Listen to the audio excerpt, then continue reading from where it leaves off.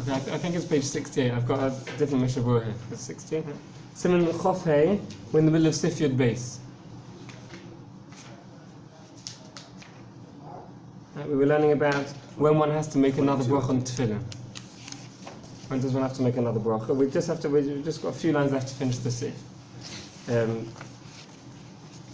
We'll finish off the Shulchan Aruch and then we'll summarize again exactly what we saw. Okay? But you mean to repeat the brachas? To repeat. When does one have to make a second? Yes. Yes.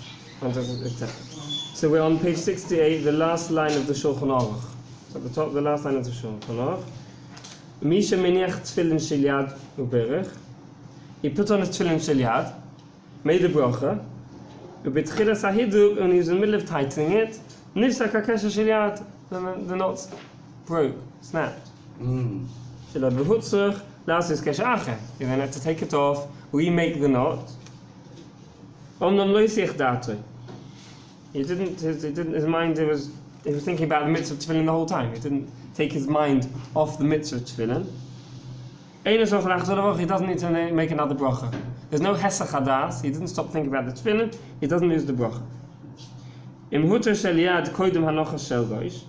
Now we're talking about it snapped at a slightly later stage.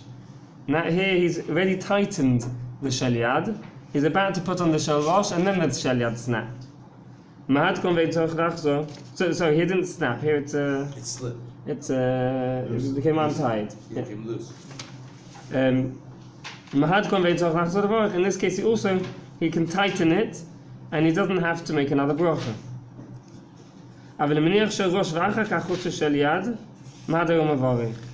But if he put on the tefillin shel rosh and then the shel yad became loose, then he tightens it. He doesn't need to make another bracha.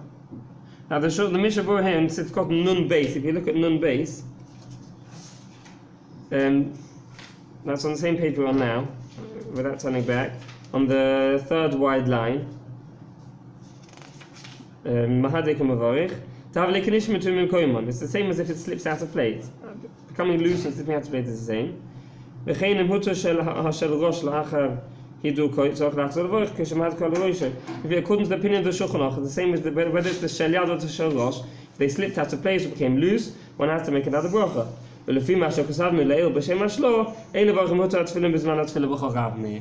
halacha the MISHNA Berura brought down from the shlo, we saw it on Sunday, is that during the tefillah, during davening, is never called hesach hadas. He's always thinking about his tefillin, and therefore the MISHNA Berura paskins like the shlo, that during davening, if it becomes loose or untied, one does not make another bracha.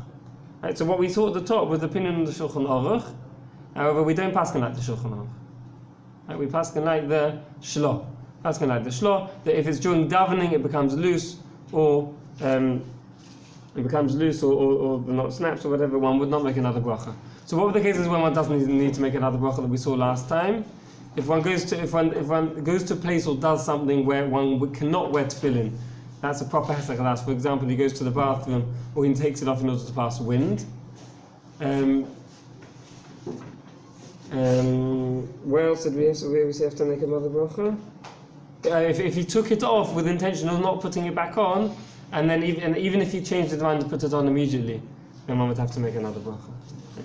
Or if someone wears tefillin all day, someone who doesn't, we only wear tefillin during davening. Someone who wears tefillin all day, then the halachos that we saw in the Shulchan Aruch would apply. We wouldn't have the shlo. The shlo saved us from a lot of brachas by saying that during tefillah there's no hesach hadas. Someone who's wearing tefillin all day, or while he's learning, if he's learning after davening, he keeps his tefillin on, then he would have these halachos of the Shulchan Aruch where it becomes loose, etc. Yeah. Is there a difference? The cases we're talking about now, it became loose or it snapped. What if you're adjusting it? It's not. You see, it's not in the right place, and you move it to the right place. Is that the same? Because it didn't do anything mimela. If you didn't purposely do it, then it's the same. The difference is the case of the Ramah, where the Ramah says if he took it off with the intention of putting it straight back on, you're more brought opinion not to make another bracha. Right. But then he took it off with the intention of putting it back on. Here it just fell out of place. Whether because you touched it or without you touching it, it slipped out of place. You had no intention of taking it off and with the intention of putting it back on, and therefore you would need to make another bracha. But again, not only if it's not during davening, because we have the shalom. So the shlo says this. Okay, yeah. Okay, let's move on now to Sif Yud Gimel. If you in the process of adjusting it, Yeah. move it out of place, and it's not during davening, you're doing it with a tremendous consciousness of tefillin. It's the only thing you're doing at that moment. Right. So why would you have to make another bracha? Because you didn't purposely take it off and intend to put it back on. But what he was You saying, didn't have that in mind. It slipped out of place without kavanah. You were just intending to. You weren't intending to move it out of its place. If you were intending to move it out of place or untie it and then retighten it, and that's fine. Or most of that's fine. right? Okay. Here the That's slipping what I out was of place was unintentional. Right. Okay, Sif Yud Gimel.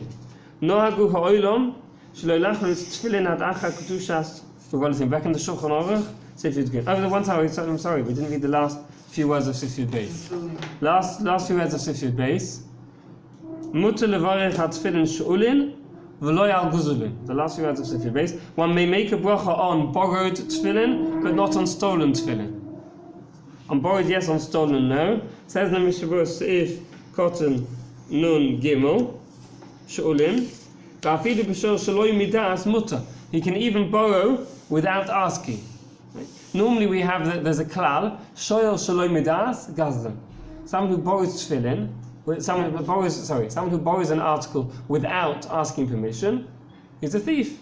You have to ask permission before borrowing. Like scissors. Right. Why here is it different? We already saw this klal by tzitzis, by talis. It's the same klal here. Talis and tefillin is not the same. Here one may borrow even without asking permission, because the person one's borrowing from is happy that you're doing a mitzvah with his property, and therefore he doesn't mind that you don't ask. However, there's a few conditions. First of all, we saw that there's one condition he's going to mention here. We saw this with talis. He has to make sure he puts it away the same way he finds it. Right? And also not to move it to a different place. And we also saw another condition that if the owner is around, one should ask him. We're talking about where he's not present to ask. Okay. Could there be a person who's makpid? If you know he's makpid, then yeah. So you could remove this klal by being makpid. If the last time you did it, he shouted at you, then right. Don't do it again. Okay. So in this case, one can borrow them without asking. One can make a bracha on these tefillin. However, if they're stolen, then one can't. One can't make a bracha. Let's move on to if This is stolen by the person who is borrowing them, so to speak. Okay, so if seeing as you asked this, let's look at the MISHNA Berura. Okay. I wasn't going to do it, but seeing as you asked the question, this is the MISHNA Berura. He talks about all the possible people who might be using it.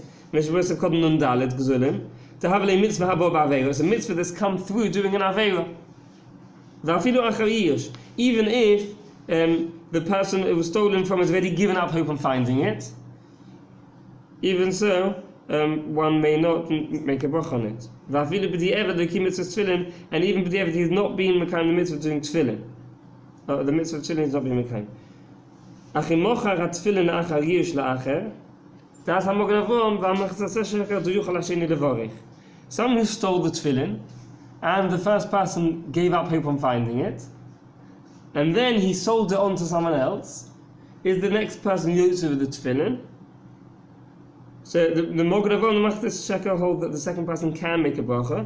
Did they have a Giyush, the Shinui Rishus?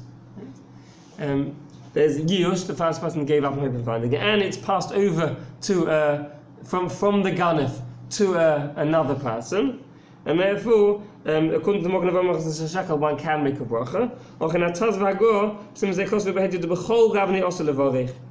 However, the Taz and the Gur hold one may not make a bracha. The Gra agrees that he's yotze. He's Yotze. According to everyone, he's Yotze the mitzvah, the second person. The person who bought from the Ganef after years, after the first person gave, the person who was stolen from gave up hope, he is Yotze the mitzvah. However, according to the Gra, he cannot make a bracha. Why? It's Niyaz Hashem. It's scorning Hashem to make a bracha on such a pair of tefillin, a pair of tefillin that was stolen. One cannot make a bracha, even though halachically it belongs to him, because there was Yish and Sheni Rishus. It belongs to the second person. However, things that's a stolen piece of goods, one may not make a bracha. This makes one sense. cannot praise Hashem with such an article. So this actually raises a question, right? That if you have bought your tefillin from an individual, right? There's no way to know how he got that tefillin, right? Right. As opposed to say buying it from somebody who made the tefillin and has a reputation for it. Is that true? Correct. So therefore, with tefillin, it's very important for many other reasons as well to buy your tefillin from a very trustworthy person. Right. There's many other reasons as well, because there's many things about the tefillin, about making the tefillin, that we're going to learn in the next few siman and the coming weeks and months. We're going to learn about how to make tefillin. There are many things you can't see on the pair of tefillin, about how it was made. Right. So you're trusting a lot the person who made them, and therefore this is another reason why one has to buy it from a trustworthy person. Right. And what you mentioned is more important, more to get this time of year with Arva Minim. Right. Where he got the Arva Minim from, because we haven't got all these other tefillin, halachos of tefillin. Right. The only reason one has to make sure that if one buys it from a trustworthy person is because you have to make sure that he bought it in an honest way. Right. He got hold of it in an honest way. Okay. That's a good point. Where else did this halakha come in with Botzei Bear? You just said like backstroke. Yeah. If you eat something... With an esrog, you'd have more problems. It wouldn't even be yours. If it's not lachem, then you know it's a mitzvah at all. But say berich is specifically by in a case where you are Yotze the mitzvah, but even so you can't make a bracha. You can't make a bracha because it's stolen goods. So by esrog, if it's exactly the same situation, you'd have it by esrog as well, right? In the case where you've got yish and sheni rishus, right, it'd be the same. Yeah. Okay, let's just finish off the last line of this MISHNA Berura.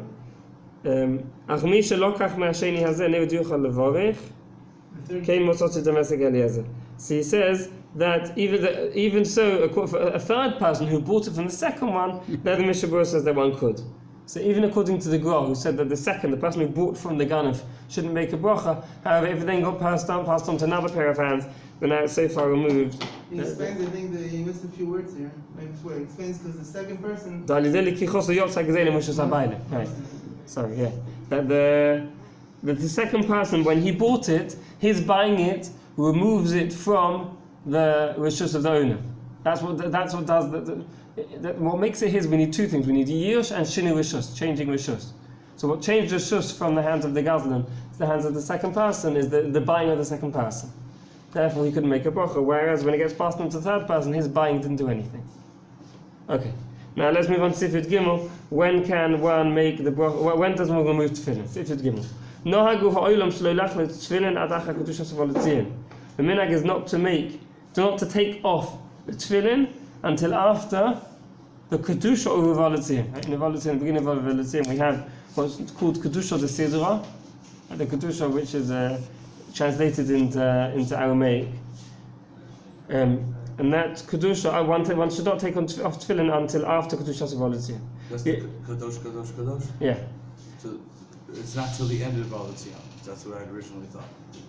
Up until the kadosh. Well, we're going to see all the different opinions. According to what the Shulchan Aruch mentions, it sounds like after the kedusha part, it sounds like it's already okay. We're going to see now some more opinions. V'yesh misha kosav al tzad ha'kabbalah shlo yilachlos ad she'omar bohem sholosh kedushos v'arba kadeshim. Dahainu la'achar kadesh yosem. Al pi kabbalah, one shouldn't take it off until after he's done said with it 3 kedushos and 4 kadeshim. We're going to see the MISHNA Berura is going to count them out for us. Dahainu la'achar kadesh yosem, which means even after, one shouldn't take it off till after the kadesh yosem. which is after Oleinu. The medaktikim are known to do this, not to take it after the Kaddish Yosem after Oleinu. On the day when the Sefer Torah, one should not take it off until after the Sefer Torah has been returned to the Aron Kodesh. Now, first of all, this is continuing from the Shulchan Aruch. Obviously, according to the Ramah, the medaktikim take it off after Oleinu, after the Kaddish Yosem after Oleinu. It's not relevant. This is already after the Sefer Torah has been replaced. It is continuing from the Shulchan Aruch, who says that one should take it off not until after the Kedusha V'Avolitzion, and going with Nusach Sfard or Sfardim who returned the Sefer Torah after Uvolitzion. For Ashkenazim who returned the Sefer Torah before Uvolitzion, again, this would not be relevant. There's no difference between the day when one lanes and the day when one doesn't lane.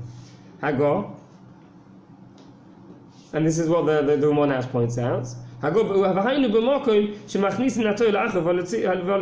is talking about a place where they return the Sefer Torah after Volitzin.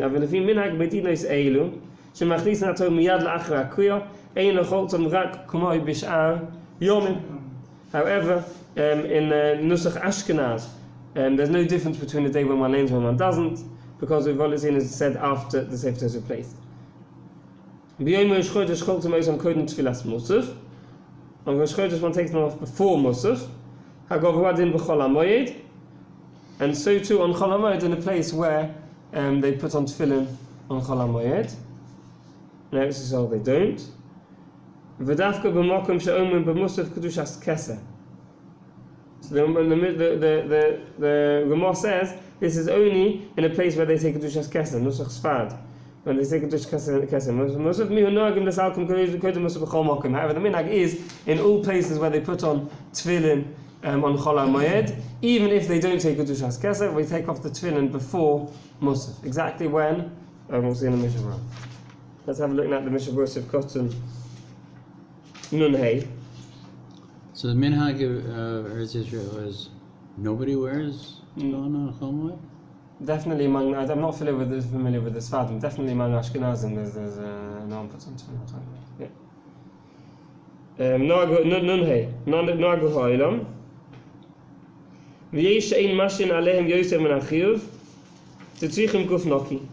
some people who don't leave the tefillin on more than the minimum, because of this halacha of one has to have a guf noki, a clean body for davening, and we're going to learn the halachas about it, but one has to be very, very careful not to pass wind and other halachas, and therefore some people put on tefillin just for the very minimum. Both when they put it on, they'll put it on just before Birkas Kriyat Shema. After Birkas Zimron, they take it off as soon as possible, because they're worried they're being machman and the halachas of Gufnoki, Zichron Gufnoki, V'akoil lefi mashu odom. Each person according to his body. If he's worried that he's going to need to pass wind, he should take them off immediately. If he's worried he's going to pass wind, or if he's got a bad tummy that day, then he should take it off immediately. As soon as possible, straight after shemoneh-esrei. After shemoneh-esrei. The minimum, we said, the minimum is Kriyat Shema and Tefillah. Shema and shemoneh-esrei. Immediately after shemoneh-esrei, you should take them off. Including the brachos of Kriyat Shema. Including the brachos of Shema. If he's got a really is not in good shape, then even he should put on just before Kriyat Shema itself. After the, it depends on how well he's. Right. If he can't put on the Birkas Kriyat Shema, then just before Kriyat Shema. Then about the bracha, no? Yeah, we'll learn about when to make the bracha. When can one make a bracha on Tefilin? Can one make it during Pesukah D'Zimra, after Pesukah D'Zimra, Birkas Kriyat Shema? We'll learn all about that. When can make a bracha. Even if one can't make a bracha, that's not the reason. If he hasn't got a good knocky, then if he can't make a bracha, he can make a bracha. We'll see. We'll learn about when he makes a bracha.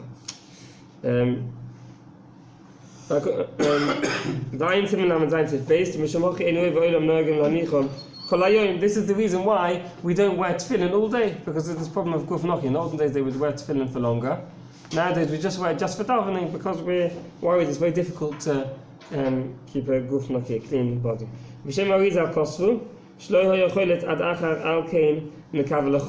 Eliezer wouldn't take off his tefillin until after Alkei Nekava, till the end of Aleinu. On a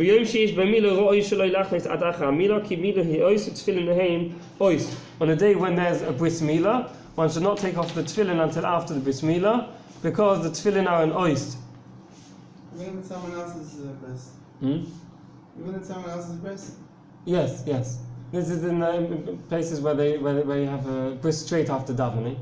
Here again in Eretz Yisrael, they usually make the bris in a hall later on. Yeah, In which case, just the Baal bris puts on his tefillin. yeah. But in places where they make tefillin after davening, So it's not enough so of a reason where they to not have tefillin, where they do the bris after davening, the whole kehillah leaves the tefillin on until after the bris.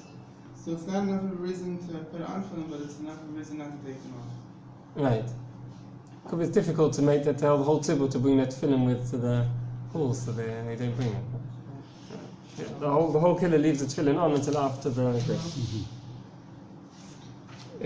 Because the Mila and the Tefillen are both an oath sign between Klal Yisrael and HaKadosh Baruch Hu, and therefore it's appropriate to leave it on during this. Sif Cotton Nun Vav Sholish Kedushas. This is very interesting here. The Mishnah says Torah Soifahu. It's a mistake. With Emes Loimer Sholish Kadeshim Va'arba Kedushas. Turns it round, right? 3 Kadeshim and 4 Kedushas. Okay, as opposed to what it says in the Gemara. And now he counts them. Ki Baruch es Hashem nechshav chada. Baruch es Hashem Averach is called one of the Kedushas. That counts as a Kedusha. Shidovo shebe Kedusha. Kedushas Sofa Berura Shnia. The Kedusha of Sofa Berura, that's the Kedusha in Birkas Kriyashima. Sofa Berura Vinima. Right? Because that's Kedusha Diyoit, so that's the second one. Kedushas Hamida, that's Kedusha in Chazos Hashat. Kedushas Evolutzion, that's the 4th one. In Evolutzion, Kedusha Tesidra. Shloisha Kadeshim here, there's 3 Kadeshim. Chatzi Kadesh Kodem Baruch Hu. Chatzi Kadesh before Baruch Hu. Chatzi Kadesh Sha'achat V'Lesu Tches, there's one after shemoneh-esrei, or when there's Tachlon after Tachlon. Kadesh Shonim Sha'ach Evolutzion, and then you have the full Kadesh after Evolutzion. So this is not. So according to the Ramah, according to the MISHNA Berura, it does not include the Kaddish after Aleinu. It does not include the Kaddish after Aleinu, and therefore one would take it off after the Kaddish after Evolutzion. Or according to the Arizal, he mentioned the Arizal would leave it on until after Aleinu. But before the Kaddish? Between the end of Aleinu and the final Kaddish? So one could, according to that Arizal, one could, but we haven't finished yet. There's still another opinion.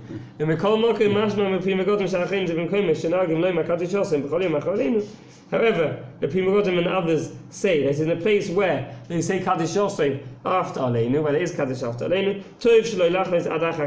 it is preferable not to take it off until after Kaddish Yosef. So therefore one definitely uses all opinions if one leaves it on until one takes it off after the Kaddish Yosef after Aleinu, one's been used all opinions. If one needs to take it off early, then the minimum one should try is after the Kedusha of Evolutzion. Right? And in the case when one's right at Gufnoki, he needs to pass wind, then of course we said take it off straight away, as soon as possible.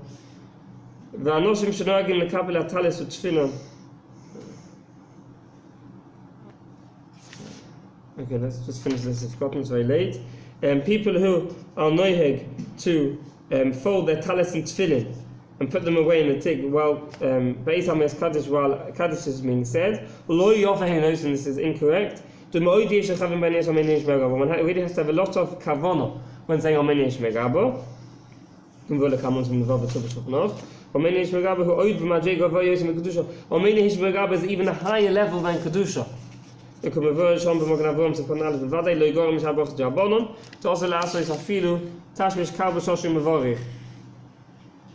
definitely no worse than any bracha. Any bracha one may not do anything, any tashmish, one may not do anything while making the bracha, in order that one concentrates on the bracha. And definitely during Kaddish, which is even holier than Kedusha, one should not do anything at the time one's saying Kaddish, and therefore it's not correct to put away one's fold onto tefillin while saying Kaddish. Okay, we'll continue tomorrow.